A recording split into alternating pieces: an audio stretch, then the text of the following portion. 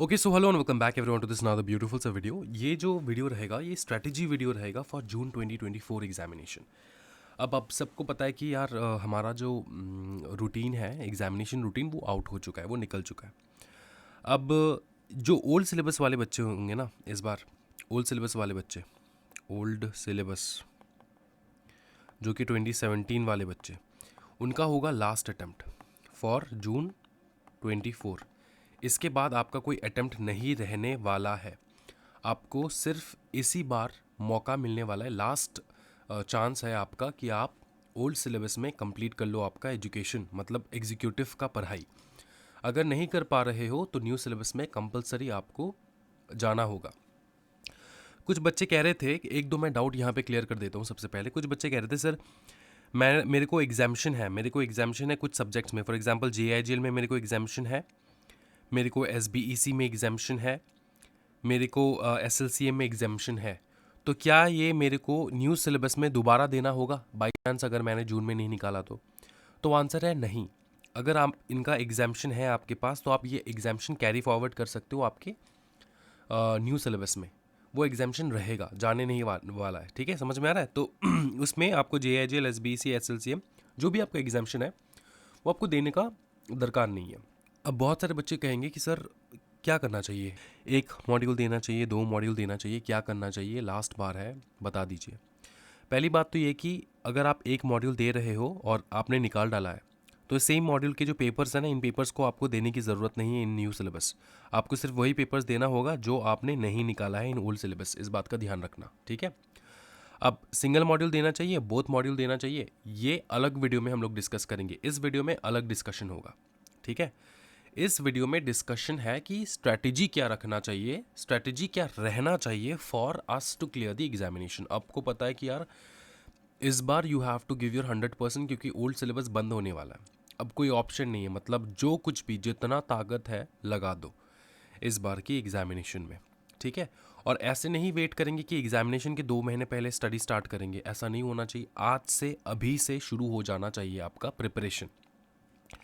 कैसे करोगे, क्या करोगे, वो मैं आपको समझा देता हूँ। देखो, अगर मैं सिलेबस के बारे में बात करूँ, ओल्ड सिलेबस 2017 के, तो 4 सब्जेक्ट, 8 सब्जेक्ट है। Company law, JIGL SBC tax law, EBCL SLCM FMSM and CMA। ये आपके 8 पेपर्स है, टोटल 8 पेपर्स होंगे आपके, है ना। और आपके पास टाइम कितना है आपके हाथ में, आपको जानना होगा कि Jan, Feb, March, April, May and June, आपके पास 5 मंथ्स है। जून में तो आपका एग्जामिनेशन ही है, जून 1 तारीख से एग्जामिनेशन है। मई का महीना कंसिडर नहीं करना चाहिए क्योंकि मई के महीने में आप जस्ट रिवाइज करने वाले हो, ठीक है, रिवाइज करने वाले हो। क्या ये मैं मान के चल सकता हूँ कि जितने भी स्टूडेंट्स इस बार जून में एग्जामिनेशन देंगे उन्होंने, ये वो स्टूडेंट्स हैं जिन्होंने एग्जामिनेशन नहीं निकाला है, मतलब एक बार तो एग्जामिनेशन उन लोगों ने डेफिनेटली दे रखा है। ऐसा नहीं है कि न्यू स्टूडेंट है, आपने एग्जामिनेशन ऑलरेडी एक बार दे रखा है। तो मैं ये अज्यूम कर सकता हूँ कि आपका पढ़ाई एक दो बार हो चुका है, एक दो बार आपने एग्जामिनेशन में बैठे हो आप, नया कुछ नहीं है आपके लिए, है ना।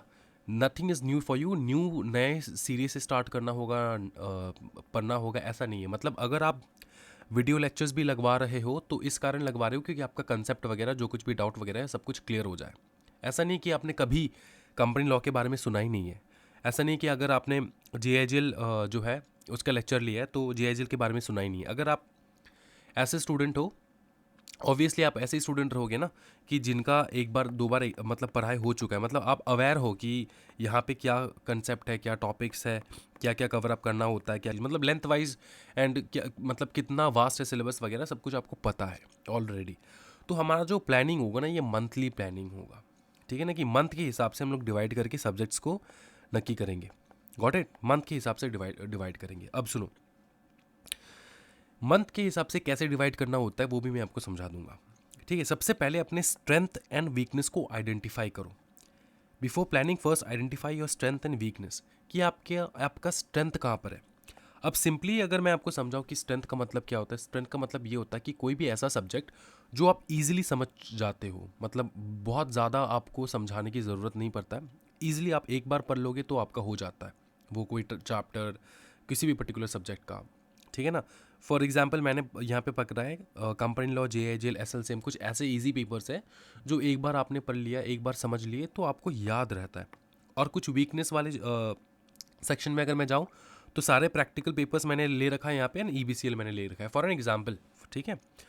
तो ये स्ट्रेंथ एंड वीकनेस आप आइडेंटिफाई कर लो। एक चीज़ आपको बहुत अच्छे से समझना होगा, वो ये है कि जो कुछ भी हो जाए, अगर आप देखो कंपनी लॉ में अगर आप 90 भी ला रहे हो ना, एंड टैक्स लॉ में आप 20 ला रहे हो ना, तो पास नहीं हो, आप फेल हो,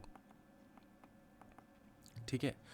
अगर आपने अलग अलग कोचिंग लगवा रखा है अलग अलग टीचर्स का, तो अलग अलग टीचर्स जो है वो स्पेसिफिकली आपको उनके सब्जेक्ट में स्ट्रॉन्ग करने की, बेटर करने की कोशिश करेंगे। वो करेंगे कि वो आपको कहेंगे कि अगर टैक्स का अगर आपने कोचिंग लगवाया तो टैक्स का टीचर बोलेगा टैक्स करो दिन रात, ठीक है। कंपनी लॉ का टीचर लगवाया तो कंपनी लॉ का टीचर कहेगा कंपनी लॉ करो दिन रात, ठीक है। वो करवाएगा भी आपसे।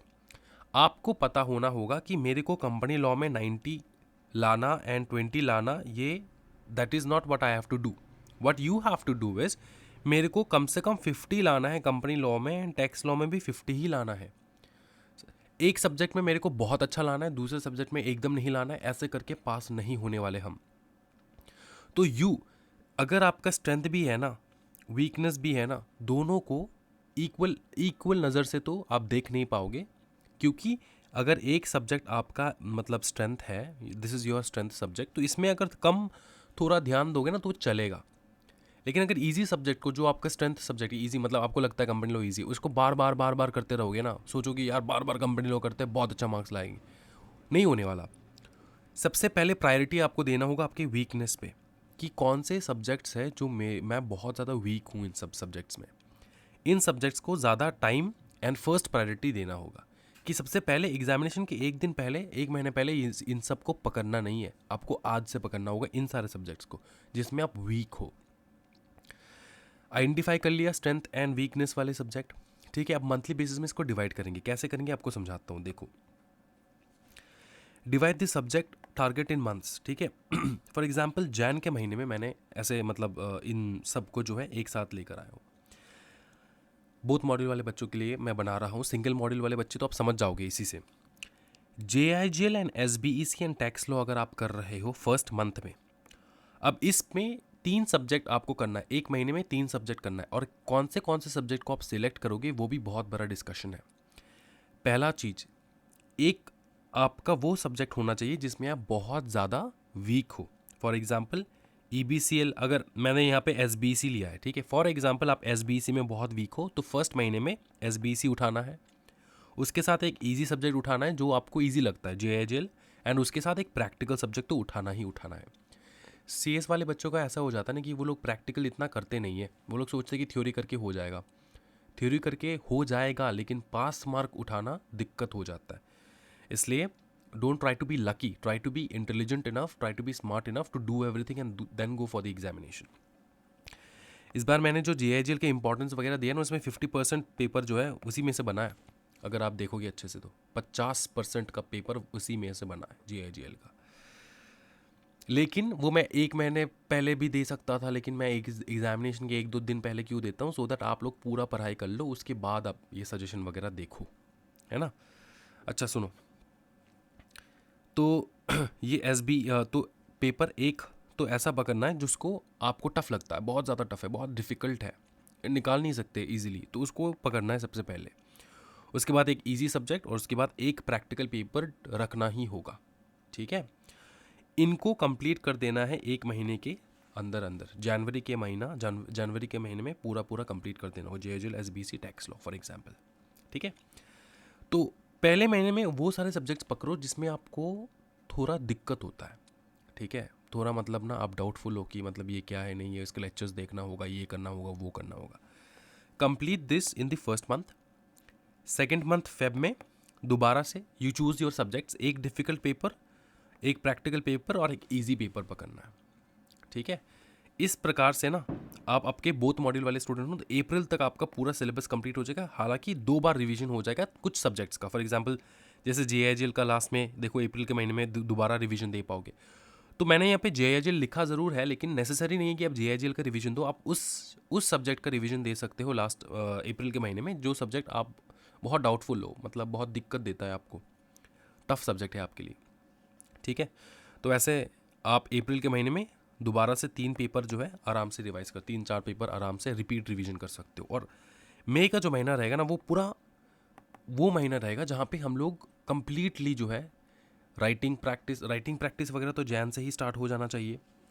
हम लोग हमारा जो स्टडी ग्रुप है, परीक्षा टेस्ट सीरीज़ है, वो सारा स्टार्ट कर देंगे। चैप्टर वाइज टेस्ट वगैरह लेते रहेंगे हम लोग, विदाउट एनी टाइम वेस्ट किए हुए हम लोग स्टार्ट कर देंगे स्टडी ग्रुप एंड परीक्षा टेस्ट सीरीज़ वगैरह। तो वो आप देख सकते हो। क्या होगा डिटेल्स वगैरह वो मैं बाद में बात करता हूँ, अभी जो है हम लोग देख लेते हैं। तो writing practice, study and everything जनवरी के महीने से स्टार्ट कर लो। बहुत सारे बच्चों के साथ मेरा बात हुआ है, वो लोग कहते हैं कि सर पढ़ाई तो मैंने बहुत इस तरीके से किया है, लेकिन एग्जामिनेशन में मैं लिख नहीं पा रहा था, मेरे को याद नहीं आ रहा था मैं कैसे लिखूँ, ड्राफ्ट कैसे करूँ, कुछ समझ में नहीं आ रहा था। तो सिंपल चीज़ ये है कि अगर आप डे 1 से राइटिंग प्रैक्टिस करोगे ना, तो आप धीरे धीरे जो है एग्जामिनेशन में बहुत बेटर आप दे सकते हो, ठीक है, बहुत बेटर आप लिख सकते हो। समझ में आ रहा है? ओके। तो राइटिंग प्रैक्टिस जैन से ही स्टार्ट कर देना है। जैसे पढ़ रहे हो, चैप्टर कंप्लीट हो रहा है, वैसे वैसे आप कंप्लीट करो अपना राइटिंग प्रैक्टिस। जनवरी, मार्च, फेब इन अप्रैल, 4 महीने समझ में आ चुका है। मई के महीने में कैसे पढ़ाई करना है, कैसे डिवाइड करना है, वो मैं अलग से बताऊंगा हाँ, मई के महीने में, ठीक है। समझ में आ रहा है? ओके। स्टडी आवर्स कैसे डिवाइड करना होता है? देखो, स्टडी आवर्स को ना 8 से 12 घंटे जो है वो आपको मिनिमम देना होगा for both module students, 8 to 12 hours, ठीक है, 8 to 12 आवर्स। अगर आप वर्किंग स्टूडेंट हो तो 6 घंटा मिनिमम दो, सुबह सुबह 3 घंटा, ठीक है, रात के आने के बाद 3 घंटा, ऐसे करके आप डिवाइड कर सकते हो। अब यहाँ पे मैंने 12 घंटे का लिया है। इसको कैसे डिवाइड करना होता है कि 3 घंटा सुबह का थ्योरी, 3 घंटा सुबह का थ्योरी, 6 घंटे टोटल थ्योरी, मतलब 4 पार्ट में, 4 सेशन में आपको डिवाइड कर देना है। दिन में, दिन का जो स्टडी होता है ना, 4 सेशन में डिवाइड कर, 3 आवर्स थ्योरी, 3 आवर्स थ्योरी। उसके बाद अगर आप 8 घंटे पढ़ रहे हो तो आप 2 घंटे प्रैक्टिकल कर सकते हो, कंप्लीट हो जाएगा आपका 8 घंटे, 6, 7, 8, ठीक है, 8 घंटा आपका पूरा कंप्लीट हो जाएगा। और अगर 12 घंटे पढ़ रहे हो तो 3 घंटे प्रैक्टिकल कर सकते हो। उसके बाद फिर से 3 घंटे जो है या तो रिवाइज कर सकते हो जो पहले आपने पढ़ा है, या प्रैक्टिकल प्रैक्टिस कर सकते हो, ये आपके ऊपर। तो 3-3 घंटे करके दिन को डिवाइड कर दो प्रॉपरली। डे 1 से स्टार्ट हो जाओ, ठीक है, डे 1 से स्टार्ट हो जाओ। एंड कैसे करना है, क्या करना है, वो आज से प्लानिंग करो। एक दो चीज़ मैं आपको बता देता हूँ, सुनो। देखो, बात ऐसा है ना कि अगर आप डाउटफुल हो, कि लग रहा है कि सर क्या करें, मेरा कोई स्पेसिफिक डाउट है, स्पेसिफिक प्रॉब्लम है, स्पेसिफिक चिंता है, तो आप सीधा मेरे को मैसेज करो 8787374539, मेरे व्हाट्सएप नंबर पे मैसेज करो। इस नंबर पे मैं आपका प्रॉब्लम सुनूंगा एंड मैं रिप्लाई करूंगा। कॉल नहीं करना है, मैसेज करना है, क्योंकि कॉल मैं उठाता नहीं हूँ, काफ़ी वक्त मैं उठाता नहीं हूँ कॉल, ठीक है ना। तो मैसेज कर देना है, मैं पर्टिकुलरली आपका प्रॉब्लम सुनूंगा, जो जो सोल्यूशन बेस्ट रहेगा आपके लिए वो मैं आपको प्रोवाइड कर दूंगा, ठीक है। ये आपको कर लेना है। एंड मैं बता दूं एक चीज़, इनका अनाउंसमेंट जो है वो आने वाला है। हमारा जो कोर्सेस है, अफोर्डेबल कोर्सेस, इंस्टॉलमेंट बेसिस पे, आप इंस्टॉलमेंट बेसिस पे पेमेंट कर सकते हो, उनका वो सारे कोर्सेज स्टार्ट होने वाला है 10th ऑफ जैन से। कुछ कोर्सेज 10th, कुछ कोर्सेज 5th ऑफ जैन से स्टार्ट होने वाला है। उसका अनाउंसमेंट जल्दी निकल जाएगा, एक आज कल में अनाउंसमेंट निकल जाने वाला है। तो आप लोग ज्वाइन कर सकते हो, कोर्सेज देख सकते हो, हमारे एप्लीकेशन में विजिट कर सकते हो। एप्लीकेशन प्ले स्टोर से डाउनलोड कर लेना है, CAS exam squad professional hub मारोगे तो वो निकल जाएगा, ठीक है ना। वो कर लेना है डाउनलोड करके, वहाँ पे आप लॉगिन करके चेकआउट कर सकते हो कोर्सेज। स्टडी ग्रुप का जो कंसेप्ट है वो बहुत जल्द मैं अनाउंस करने वाला हूँ। स्टडी ग्रुप हम लोग स्टार्ट कर देंगे, डे 1 से स्टार्ट करेंगे, बहुत ब्यूटीफुली स्टार्ट करेंगे, बहुत मज़े करेंगे, ठीक है। स्टडी ग्रुप में वैसे मैं 1-to-1 होके सारे स्टूडेंट को प्रॉपरली जो है गाइड करता हूँ, ठीक है। एंड चैप्टर वाइज टेस्ट वगैरह जो है वो भी स्टडी ग्रुप में हो जाता है। तो इन सब का अनाउंसमेंट मैं जल्दी ही लाने वाला हूँ। और आपका अगर कोई स्पेसिफिकली डाउट है, मैसेज कर दो या फिर कमेंट सेक्शन में कमेंट करो, मैं रिवर्ट बैक करूँगा आपको, कोई टेंशन वाली बात नहीं है। स्ट्रैटेजी को फॉलो करो, डे 1 से स्टार्ट कर दो। अभी टाइम वेस्ट नहीं कर सकते हम लोग, एकदम टाइम वेस्ट करने नहीं कर सकते। Every second, every moment, every minute counts a lot for us. Okay, I hope that you understood the entire thing. Chalo, all the best everyone, happy learning guys, bye bye and take care of yourself.